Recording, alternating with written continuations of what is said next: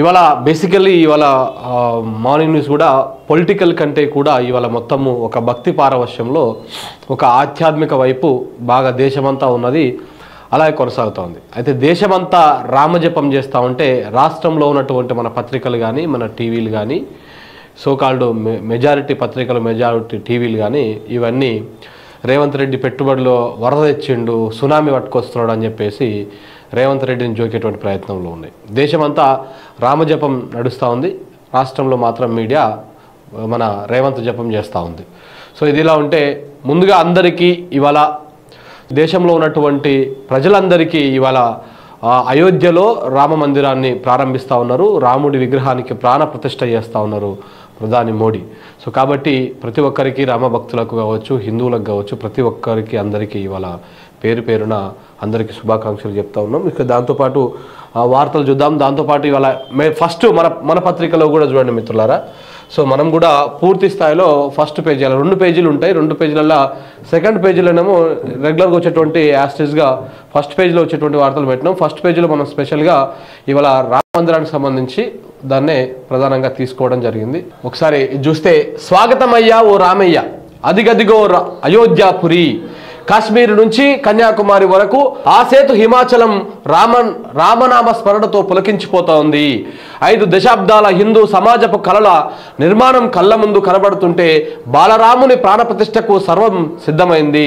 సప్తముక్తి పురాణాలలో ఒకటిగా ప్రసిద్ధి చెందిన అయోధ్య భారత ఆధ్యాత్మిక రాజధానిగా ప్రాణం పోసుకుంటున్న శుభతరుణంలో ప్రపంచమంతా కల్లింతలు చేసుకుని చూస్తుంది. నేటి మధ్యాహ్నం 12:29:08 ప్రాణ ప్రతిష్ఠ పూజ కార్యక్రమము ప్రారంభమై 12:30:32 ముగుస్తా ఉంది. అంటే మొత్తము 84 సెకండ్ల పాటు ఈ క్రతువు జరగనుంది.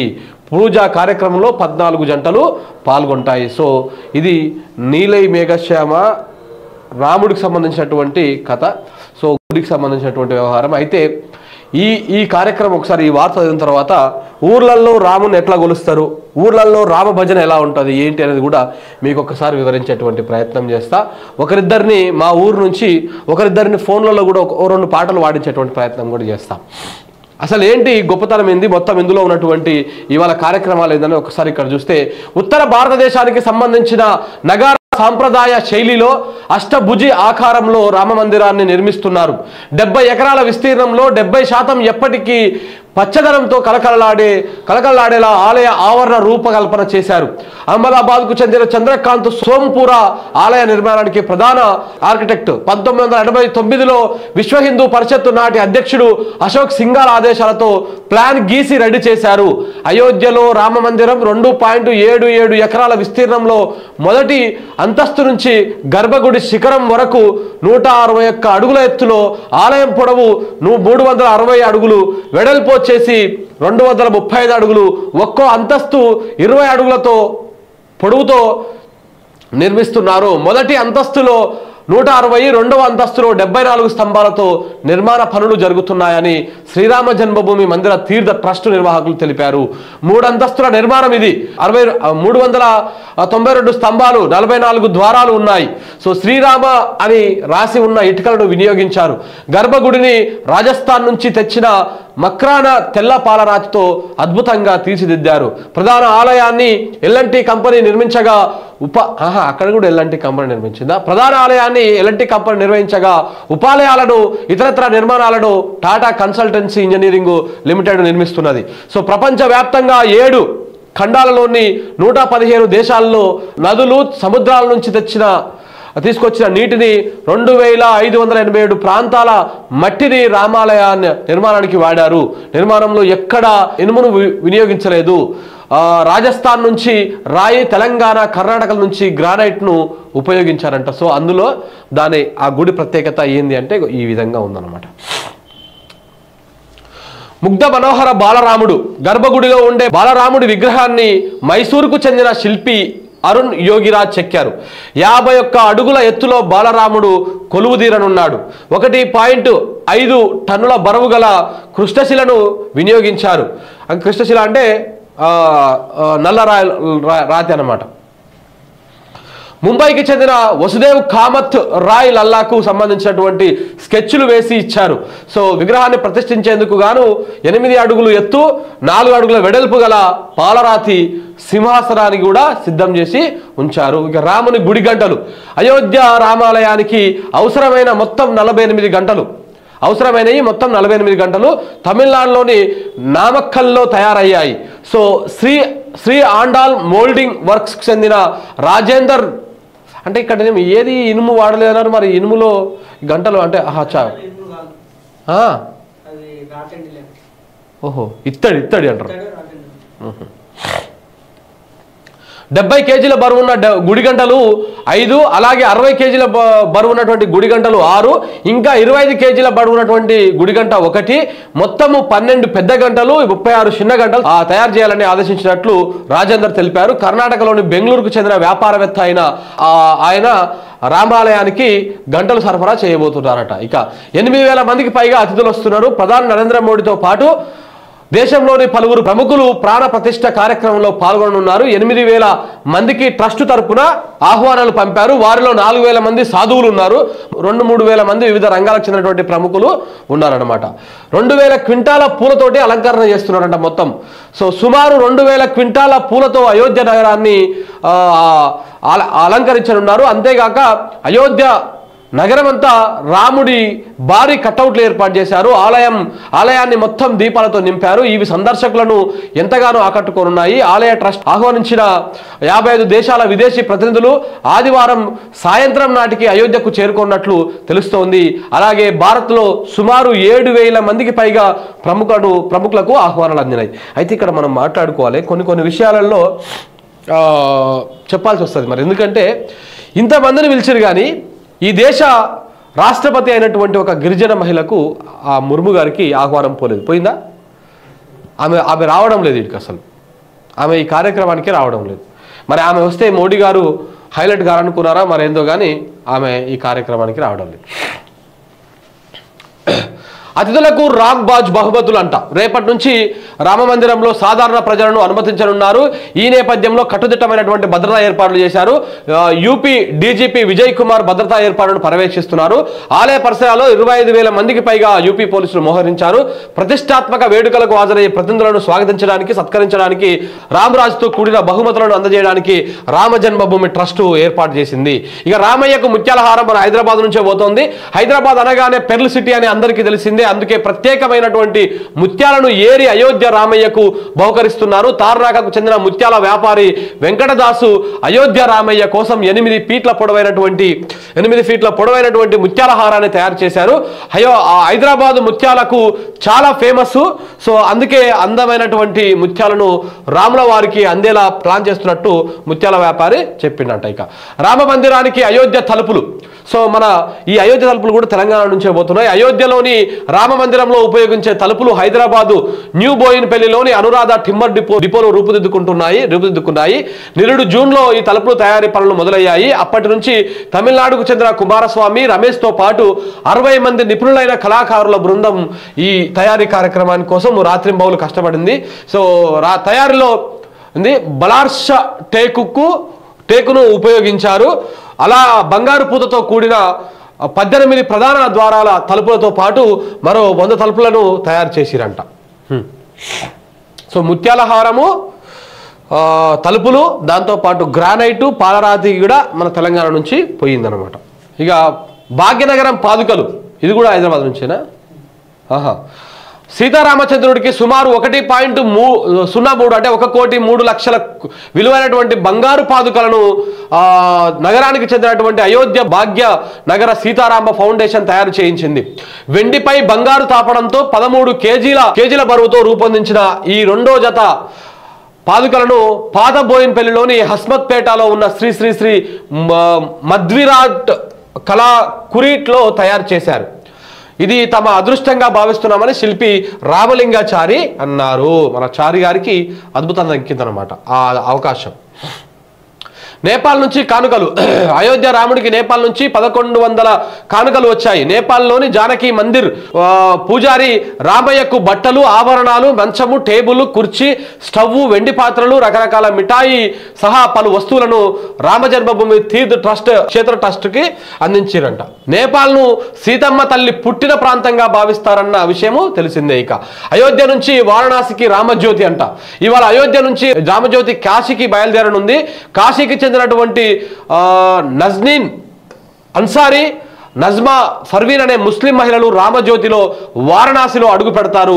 వీళ్ళిద్దరూ ఎప్పటి నుంచో రామభక్తులుగా ఉన్నారు. అబ్బో, అది మంచి విషయం. సో 10 లక్షల దీపాలతో అలంకరణ చేస్తున్నారు. రాముడి ప్రాణ ప్రతిష్ఠ వేడుకను పురస్కరించుకొని అయోధ్య నగరం అంతా ఆధ్యాత్మిక శోభను సంతరించుకున్నది. 10 లక్షల దీపాలతో అలంకరించనున్నట్లు రామ జన్మభూమి ట్రస్ట్ సభ్యులు తెలిపారు. అందుకోసము దేశీయంగా తయారు చేసినటువంటి మట్టి ప్రమిదలను వినియోగించనున్నట్లు ప్రకటించారు. అయోధ్యలోని ముఖ్య నగరాలు అయిన రామ మందిరం సహా రామ్కి పైడి, సరయు ఘాటు, ఇక కనక్ భవను, గుప్తర్ ఘాటు, మణి రామ్ దాస్ చవానీ, లతా మంగేష్కర్ చౌక్ వంటి ప్రముఖ ప్రదేశాలన్నింటినీ దీపాలతోటి అలంకరిస్తామని చెప్పేసి ట్రస్ట్ వాళ్ళు చెప్పారంట. సో ఇది అక్కడ ఉన్నటువంటి మొత్తం విశేషాలు, ఏమేమి జరగబోతుంది, ఎట్లా ఉన్నది ఏంటి అనేది ఇంకా 3వ పేజీలో కూడా ఉంది. అది కూడా ఒకసారి చూద్దాం ఏముందో. ఒకసారి ఆయన చదివితే మనం ఆడికి పోకపోయినా ఈ నుంచి కాశ్మీర్ నుంచి కుంకుమ పువ్వు పోతుందంట. కాశ్మీర్ నుంచి తీసుకొచ్చినటువంటి 2 కిలోల కుంకుమ పువ్వును హిందూ పరిషత్ అధ్యక్షుడు అశోక్ కుమార్ శ్రీరామ మందిరానికి అందజేశారు. కాశ్మీర్కు చెందినటువంటి ముస్లింలు దీనిని తనకు అందజేసినట్లుగా వెల్లడించారు. ఒక ముస్లిం వాళ్ళు ఇచ్చినటువంటి కుంకుమ పువ్వుని రాముడికి అందజేస్తున్నారు. అంటే ఇక్కడ ఉన్నటువంటి కొంతమంది మత ఛాందస్తవాదులు, ఇక్కడ దేవుడు వేరు, రాజకీయం వేరు. ఇది మనం సపరేట్గా ఆలోచించాలి, సపరేట్గా చూడాలి, ప్రతిసారి సపరేట్గా చూడాలి 200%. ఇక్కడ కొంతమంది ఇదే విశ్వ హిందూ పరిషత్తులో పనిచేస్తున్నటువంటి కొంతమంది కానీ, లేదనుకుంటే ఇట్లు హిందూ సంఘాలలో పనిచేస్తున్నటువంటి కొంతమంది ముస్లింలు అమ్మేటువంటి కూరగాయలు మనం కొనొద్దు, ముస్లింలు అమ్మేటువంటి పూలు మనం కొనొద్దు, ముస్లింలు ఇచ్చేటువంటి పళ్ళను తీసుకుపోయి దేవుడికి నైవేద్యంగా పెట్టొద్దు, ఇట్లా రకరకాలుగా మతాల మధ్య విద్వేషాలు రెచ్చగొట్టేటువంటి ప్రయత్నం చేస్తారు. సాక్షాత్తు ఈ దేశంలో మెజారిటీ హిందువులు కొలిసేటువంటి రాముడికి అయోధ్య దానికే ముస్లింలు ఇచ్చినటువంటి కుంకుమ పువ్వును తీసుకుపోయి పెట్టిరు. ముస్లింల చేతుల మీదుగా ఇవాళ రామజ్యోతిలో ఆ కార్యక్రమం జరగనుంది. సో ఇట్లా ఇవన్నీ జరుగుతున్న నేపథ్యంలో ఇంకా కూడా మనము ఈ హిందూ ముస్లిము విభేదాలు పక్కన పెట్టి ఈ విధంగా కలిసిపోతే నిజంగా దేశం బాగుంటుంది. ఈ మతాల మధ్య పంచాయతీలు, ఈ మతాలని బేస్ చేసుకొని చేస్తున్నటువంటి రాజకీయాలు ఇవన్నీ కూడా కాస్త దూరంగా ఉండేటువంటి అవకాశం ఉంటుంది. తమిళనాడు నుంచి సిల్క్ బెడ్షీట్ అంట. తమిళనాడుకు చెందినటువంటి పట్టు తయారీ దారులు సిల్క్ బెడ్షీట్ను అయోధ్య రామ మందిరానికి విరాళంగా ఇచ్చారు. దీనిని 10 మంది కలిసి 10 రోజులు తయారు చేశారు. శ్రీరామ మందిరాన్ని వర్ణించేలా ఉండడమే దీని ప్రత్యేకత అంట. అలీగఢ్ నుంచి లాక్ వచ్చిందంట. 400 కిలోల బరువున్న ప్రపంచంలోని అతిపెద్ద తాళాన్ని అలీగఢ్కు చెందినటువంటి భక్తులు పంపినట్టు తెలుస్తోంది. ఈ భారీ తాళాన్ని 2 ఏళ్ల క్రితం సత్యప్రకాష్ శర్మ, ఆయన భార్య రుక్మిణి శర్మ అనే వృద్ధ దంపతులు తయారు చేసిరంట. ఎప్పుడు 2 సంవత్సరాల క్రితం తయారు చేసిరంట. హైదరాబాద్ లడ్డూలు, హైదరాబాద్కి వెళ్ళి చాలా పోయినాయి మనకు తెలంగాణ నుంచి. హైదరాబాద్కు చెందినటువంటి భక్తులు 1265 కిలోల లడ్డూలను ప్రసాదంగా పంపారు. హైదరాబాద్లోని శ్రీరామ్ క్యాటరింగ్ సర్వీసెస్ ఈ ప్రసాదాన్ని తయారు చేసింది. 25 మంది పురుషులు 3 రోజుల పాటు లడ్డూలను సిద్ధం చేసినట్లు కేటరింగ్ సర్వీసెస్ యజమాని నాగభూషణం రెడ్డి తెలిపారంట. ఇక 7,000 దుప్పట్లు శ్రీరామ జన్మభూమి తీర్థ క్షేత్ర ట్రస్టుకు మొహందీపూర్ బాలాజీ మందిర్ న్యాస్ 1,51,000 లడ్డూ ప్రసాదాల పెట్టెలను బహుమతిగా అందించినట్లు సమాచారం. అదనంగా భక్తులకు పంపిణీ చేయడానికి 7,000 దుప్పట్లను కూడా పంపించారంట. 108 అడుగుల అగరబత్తీలంట. 108 అడుగుల పొడవాటి అగరబత్తీలను గుజరాత్ నుంచి అయోధ్యకు తీసుకువచ్చారు. ఇది 3,610 కిలోల బరువు, 3.5 అడుగులు ఉంటుందంట వెడల్పేమో. సో ఉంటుంది. ఆవు పేడ, నెయ్యి, పూల పదార్థాలను, మూలికలను ఉపయోగించి దీనిని తయారు చేశారు. ఒకసారి వెలిగిస్తే దాదాపు 1.5 పాటు వెలిగి ఉండటమే దీని ప్రత్యేకత. సో ఈ విధంగా రామయ్యకు మన తెలంగాణ పత్రిక స్వాగతం పలికింది. సో అయోధ్య నగరంలో జరుగుతున్నటువంటి ఒక మహాక్రతువుకు సంబంధించినటువంటి విషయాన్ని మొత్తము అంతా ఏం జరిగింది, అక్కడ ఉన్నటువంటి ప్రత్యేకతలు ఏంటి అనేది మన తెలంగాణ పత్రికలో ఉంది మిత్రులారా. మీరు కావాలంటే వెళ్ళి ఒకసారి చూడవచ్చు. ఇది అయితే ఇదే రాముడికి సంబంధించి ఊర్లలో మంచి ఏమంటారు జానపదాలు ఉంటాయి. మీరు చూసే ఉంటారు, మనం పల్లెటూరు వాతావరణం నుంచి వచ్చుంటే రాముడి మీద అద్భుతమైనటువంటి పాటలు ఉంటాయి. కొన్ని పాటలు నేను ఊర్లో ఉన్నప్పుడు, స్కూల్లో ఉన్నప్పుడు వినాయక చవితి వచ్చిందంటే మండపాల దగ్గర భజన చేస్తుంటుంది. ఎంత అద్భుతమైనటువంటి అనుభూతి అదంటే మేబీ ఆ రోజులు ఇంకా మళ్ళీ రావేమో, మన పిల్లలు కూడా ఆ రోజులను ఇంకా చూడరేమో. ఎందుకంటే ఆ రోజు అప్పుడు ఆ పాత రోజుల్లో ఆ మధ్యలలో ఆ పెద్ద పెద్ద వాళ్ళు, మనకంటే పెద్ద ఏజ్లో ఉన్నవాళ్ళు, తాత వరుస అయిన వాళ్ళు, పెదనాయన వరుస అయిన వాళ్ళు, బావల వరుస అయిన వాళ్ళు, ఇట్లాంటి వాళ్ళందరూ కూడా మధ్యలో చుట్టుముట్టు కూర్చొని ఆడ ఆ మండపం ముందు కూర్చొని ఏది వినాయక చవితి సమయంలో మండపం ముందు కూర్చొని ముంగల మంచిగా మధ్యలో కొట్టుకుంటా, తాళాలు కొట్టుకుంటా, చిడతలు వాయించుకుంటా మధ్యలో కూర్చొని వాళ్ళు పాటలు చెప్తుండ్రి. మేము చుట్టుముట్టు అడుగులు వేస్తుంటాం అనమాట. ఆ భజనకు తగ్గట్టుగా, వాళ్ళ పాటకు తగ్గట్టుగా అడుగులు ఉంటుంది. ఇందులో 2 అడుగులు, 3 అడుగులు, ఇట్లా రకరకాల అడుగులు, స్టెప్స్ అవన్నీ ఉంటాయి. సో అవి వేస్తూ ఉంటే కొంతమంది పాటలు చెప్తే ఉర్రూతలు ఊహించేటువంటి పాటలు, అంటే బాగా ఎక్కువ హెవీగా అడుగులు ఉంటాయి, కొంచెము ఒక డ్యాన్స్ మాదిరిగా ఉంటుంది అనమాట. సో అలాంటి పాటలు ఉంటుండే. కొన్ని పాటలు చెప్తేనేమో స్లోగా మంచి మెలోడీ మూడ్లో ఉండే విధంగా కొన్ని పాటలు ఉంటుండే. ఇట్లా కొన్ని 2-3 పాటలు నాకు కొంత బాగా గుర్తుంది. సో దాంట్లో కొంతమంది అంటే ఇప్పుడు పొద్దుగాల నేను ఫోన్ చేసిన, ఇట్లా ఏమైనా పాట పాడతావా అని చెప్పేసి మా ఊర్లో. అయితే ఒక పాట బాగా గుర్తు నాకు.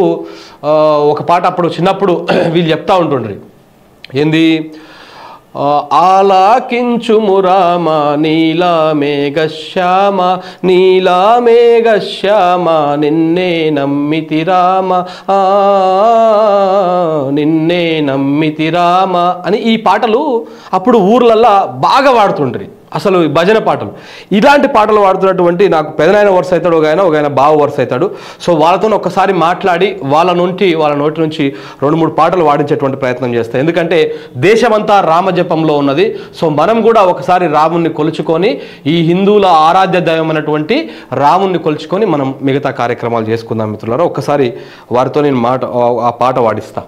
2 పాటలు, ఎందుకంటే ఇంకా రకరకాలుగా మ్యూజిక్ ఉంటాయి, బట్ అలనాటి పాటలు, పాత భజన పాటలు బాగుంటాయి. కాబట్టి ఒకసారి ఆయనతో వాడించేటువంటి ప్రయత్నం చేద్దాం.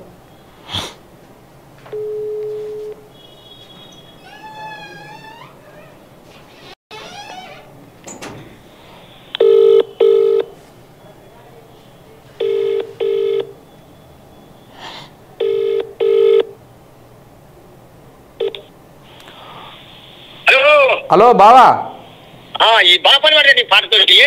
లైవ్ లో ఉన్నావు, ఎట్టబడితే మాట్లాడకు, నిమ్మలంగా మాట్లాడు. అయితే అప్పుడు మనం పాడుతుంటే చూసినావా భజన పాటలు, మన దసరాకు గానీ వినాయక చవితికి గానీ, గందులో ఈ పాట ఉంటుంది చూసినావా, మీరు బాగా పాడుతుండే, అదే నీలి మేఘశ్యామ నిన్నే నమ్మితి రామ అనే పాట.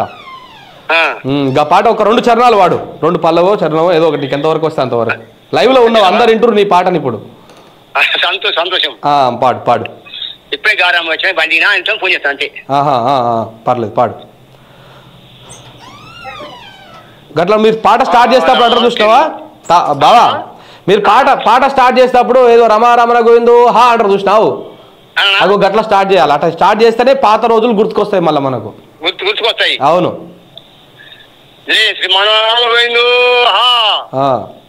ఆలాకించుము రామ నీలా మేఘశ్యామ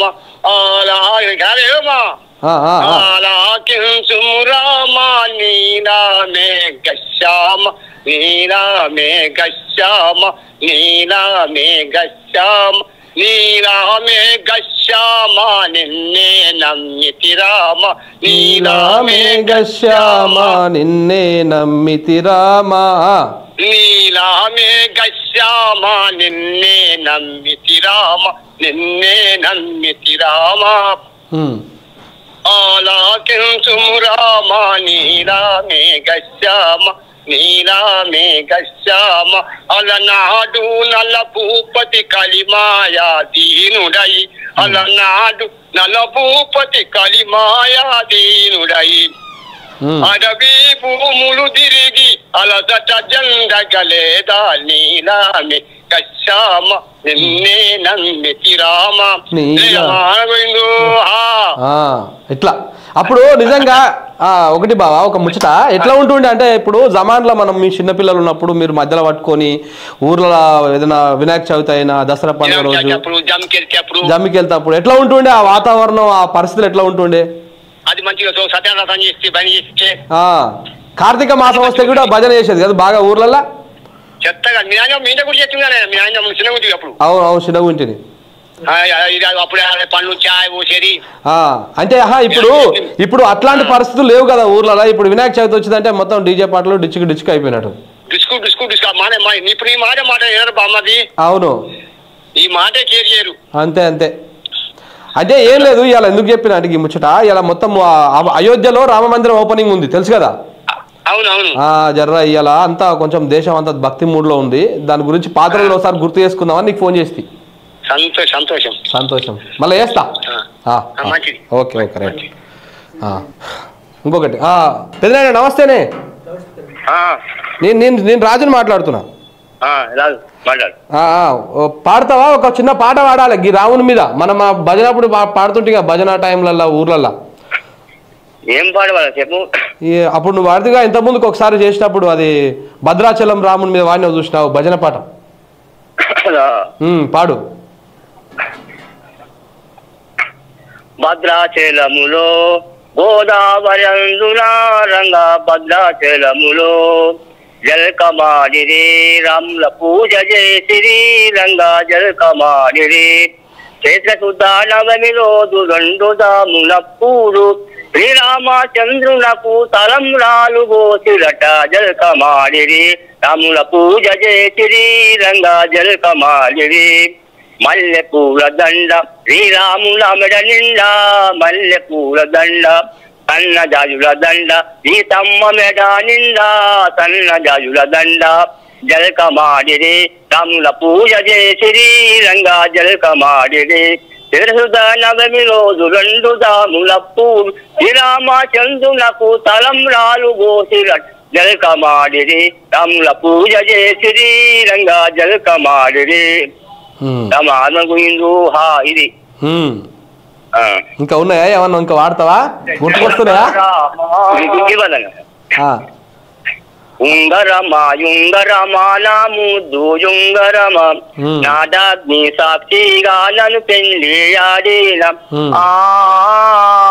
నన్ను పెళ్లి ఆడిన వారంతా క్షేమమేన రాములు వేరుంగరం రాములు వేరుంగరమా.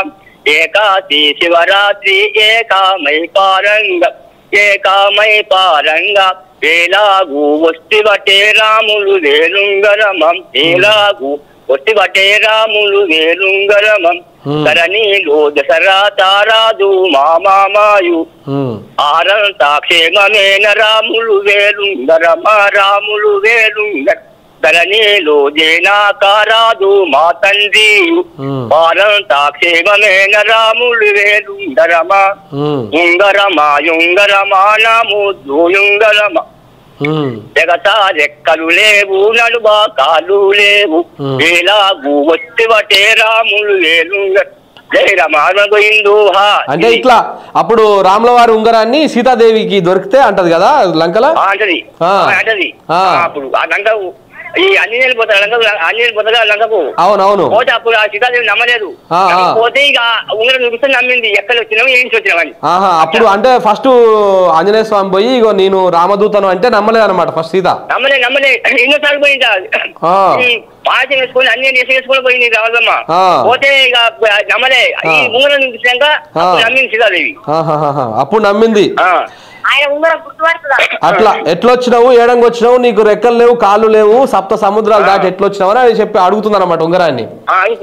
అది ఇప్పుడు పెదనాయన ఒక ముచ్చట చెప్పేవే. ఇప్పుడు జమాన్లో మనం ఇట్లా మేము చిన్నగా ఉన్నప్పుడు మీరు మధ్యలో పెట్టుకొని ఇట్లా తాళాలు కొట్టుకుంటా ఇట్లా 10 మంది పెద్దలు అంతా కలిసి కూర్చొని పాటలు పాడుతుంది. ఇప్పుడు ఉందా ఆ పరిస్థితి ఊర్లలో మరి?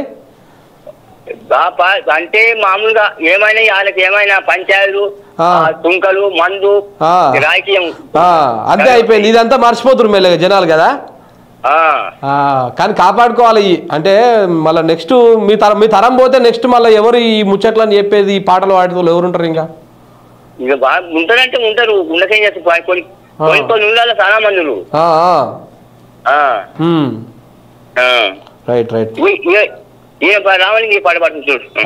ఇంకా వాడతారా? బావా చెప్పు. ఇంకోటి పాడు పాడు. పాడుతా అంటే వద్దంటనా?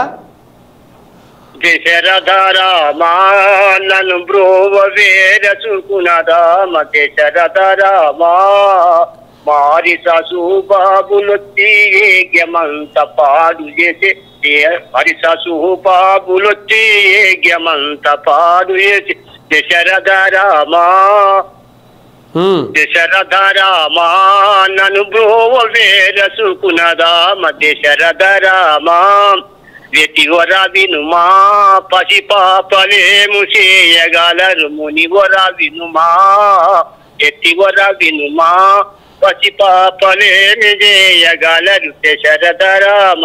ఆ మారిస సుబాబులు దశరథ మహారాజు తారికి వచ్చి మారిస వచ్చి దశరథ మహారాజు యజ్ఞం చేస్తుంటే రాక్షసులు ఆ యజ్ఞం పైన వచ్చి యజ్ఞం రక్తం పోసేదట. ఓకే. యజ్ఞం రక్తం పోస్తే అప్పుడు యజ్ఞం భంగం అవుతుంది. ఆ మునీంద్రుడు వచ్చి రాముడు దశరథ మహారాజుకి వచ్చి రాముడు వాడిని లక్ష్యం జరగలేదు దూలు అంటే పసిగాలు యుద్ధం ఏం చేయగలరు అంటే నీకేం పర్వాలేదు అంటే అప్పుడు ఈ రాముల వారు లక్ష్యం ఇద్దరు వచ్చి ఆ మారి సుబాబు యజ్ఞం చేస్తుంటే దాని యజ్ఞాన్ని కాపాడు సుబాబు బాణాలు వేసి వీళ్ళు రక్షకులుగా ఉంటారు అనమాట. అప్పుడు రక్షకులు యజ్ఞం తప్పించారట. Okay okay. అది రైట్ రైట్. అంటే ఇక మళ్ళీ మాట్లాడదాం. ఇక ఇట్లా చాలా ఉంటుంది ముచ్చట, ఇక మనం మాట్లాడుకుంటూ పోతే కానీ మాట్లాడదాం. చెప్తే మరి ఎప్పుడు లేదు, ఎందుకో పొద్దుగాల గుర్తుకొచ్చింది అలా ఈ క్రతువు ఉంది కదా, ఈ పెద్ద కార్యక్రమం ఉంది కదా, ఒకసారి పాడిద్దామని అనుకున్నా. ఇక వస్తున్నప్పుడు అందుకే ఫోన్ చేసిన. మంచిది మంచిది. సరే సరే ఓకే, సంతోషం బాబు, నమస్తే.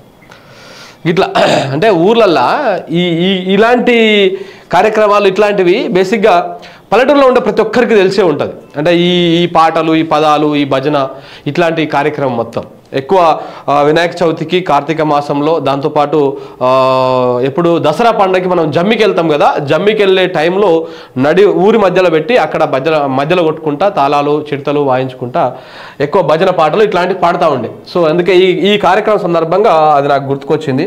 అందుకే మీ ముందు తీసుకొచ్చేటువంటి ప్రయత్నం చేసిన మిత్రులారా.